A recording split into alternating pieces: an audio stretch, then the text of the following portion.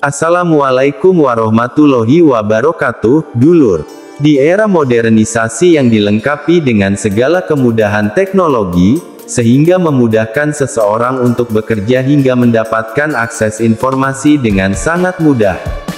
Informasi yang didapatkan menjadi ilmu pengetahuan.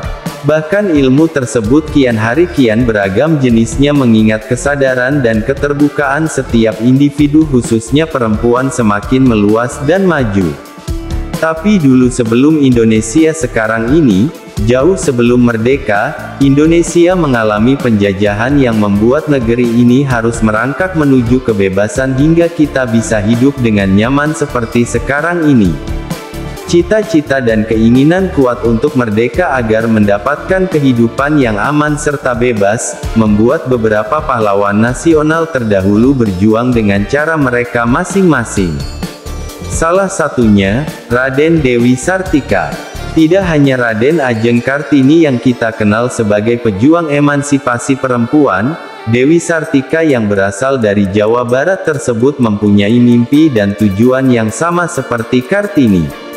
Bahkan, beberapa perjuangan untuk merdeka di masa lalu dapat menjadi teladan bagi perempuan saat ini untuk berdaya. Kendati raganya telah tiada, Dewi Sartika meninggalkan sejuta makna dan pesan bagi perempuan untuk mandiri dan sadar pentingnya pendidikan. Seperti apa gerakan dan nilai-nilai Dewi Sartika yang dapat diterapkan oleh perempuan masa kini? Simak ulasannya, yuk, baraya! Dewi Sartika menjadi tokoh panutan dalam ranah pendidikan bagi kaum perempuan Jawa Barat. Di Bandung, beliau mendirikan sekolah bernama Sakola Istri, lalu berkembang dan berubah nama menjadi Sakola Kautamaan Istri. Istimewanya, sekolahan ini dikhususkan bagi kaum perempuan semua. Profil Raden Dewi Sartika. Dewi Sartika lahir pada tanggal 4 Desember tahun 1884 di Cicalengka, Bandung.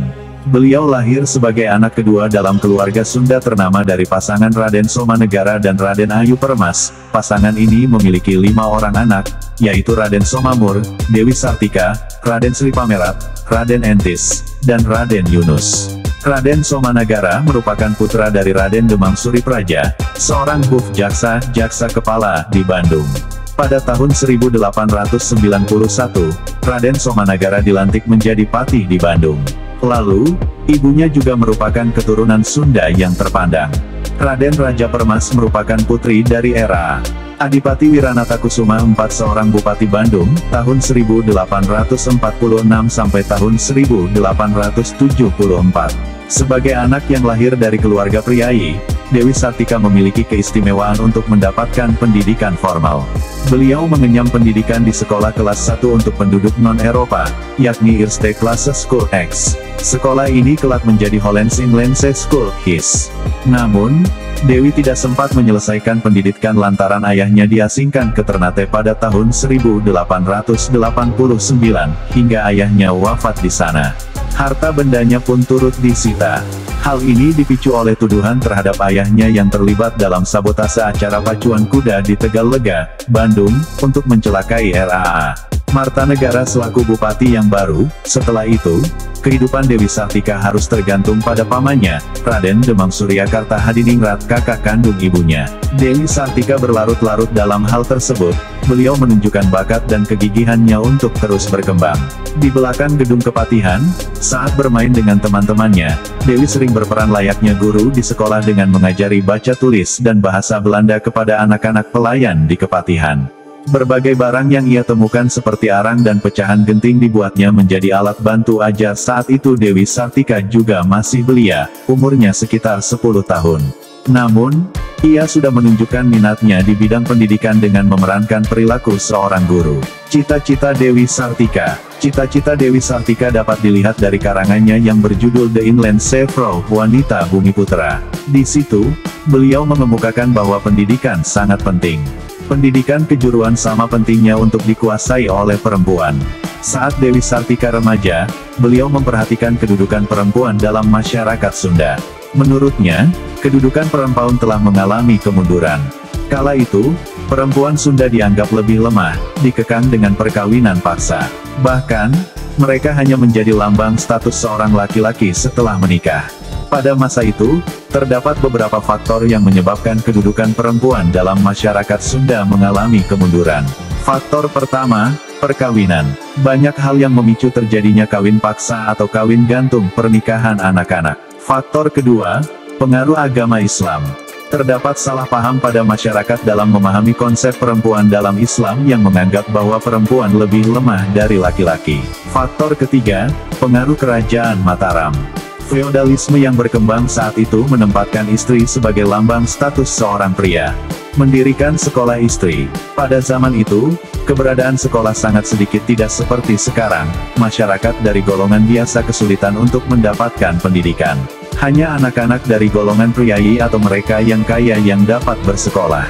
Kemudian, Dewi Sartika menghancurkan benteng tersebut dengan membuka jalan pendidikan untuk semua golongan, terutama bagi perempuan agar tercipta kesetaraan pendidikan antara laki-laki dan perempuan, serta antara perempuan golongan priayi dan perempuan golongan biasa. Sekolah istri. Pada tanggal 16 Januari tahun 1904, keinginan dan perjuangan Dewi Sartika terwujud di usianya yang masih sangat muda, sekitar 19 atau 20 tahun. Beliau mendirikan sebuah sekolah istri dengan bantuan dari C. Den Hammer dan R.A. Amartanegra. Sekolah tersebut bertempat di Ruang Paseban Kabupaten, di sudut sebelah barat Pendopo Bupati Bendung, sekarang Taman Pendopo Alun-Alun Bandung. Awalnya sekolah itu hanya memiliki 20 orang murid. Di sekolah ini, murid-murid diajarkan berhitung, membaca, menulis, menjahit, merendah, menyulam, serta pelajaran agama. Sekolah Keutamaan Istri. Pada tahun 1905, sekolah istri pindah ke Jalan Ciburian dan sampai sekarang masih digunakan sebagai tempat belajar. Jumlah pengajar pun ditambah untuk mengimbangi jumlah muridnya. Pada tahun 1909, bangunan sekolah diperluas dengan menghadap ke arah Jalan Kebon Cau, kini menjadi Jalan Keutamaan Istri. Lalu, pada tahun 1910, sekolah istri berganti nama menjadi Sekolah Dewi Sartika dan berganti kembali menjadi Sekolah Keutamaan Istri pada tahun 1914. Sekolah ini memiliki tujuan fundamental yang sama, tetapi terdapat penambahan materi atau pelajaran yang diajarkan. Penambahan atau penyempurnaan rencana belajar dimaksudkan agar kelak para wanita yang lulus dari sekolah ini dapat hidup. Salah satu cara meningkatkan kualitas pendidikan adalah dengan mendapatkan guru-guru yang kompeten di bidangnya. Beliau sampai memanggil Suster Van Arkel, seorang tenaga ahli dari Rumah Sakit Immanuel, untuk mengajarkan PPPK dan merawat bayi. Kesuksesan sekolah ini memberikan inspirasi untuk membuat sekolah yang sama di berbagai daerah di Jawa Barat. Selain di Bandung, Sekolah Keutamaan Istri dapat ditemui di Tasikmalaya, Sumedang, Cianjur, Ciamis, Cicurug, Kuningan, Sukabumi, hingga menyeberang pulau di Padang Panjang. Berkat jasa beliau, maka Dewi Sartika mendapatkan penghargaan.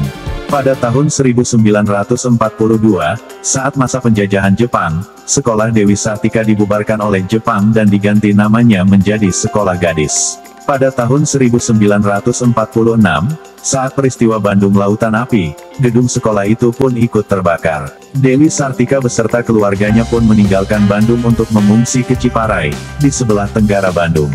Beliau juga sempat berpindah ke Garut, lalu berpindah lagi ke Cineam, daerah pegunungan di selatan Tasikmalaya. Sementara itu, kondisi kesehatan Dewi Sartika semakin lemah. Dewi menderita sakit keras sampai akhir hayatnya. Dewi Sartika meninggal dunia pada hari Kamis, tanggal 11 September tahun 1947. Beliau dimakamkan di pemakaman umum Desa Cineam.